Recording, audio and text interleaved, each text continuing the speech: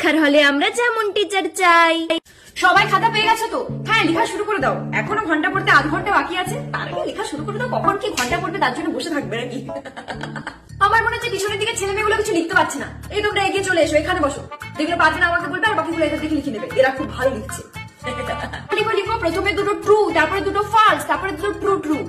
ওকে?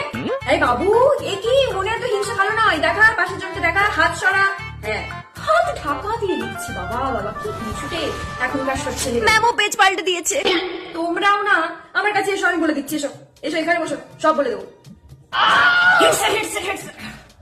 Sir খুব ভালো পরীক্ষা হচ্ছে, মনে হচ্ছে এবারে হোল ক্লাস টপার হয়ে যাবে।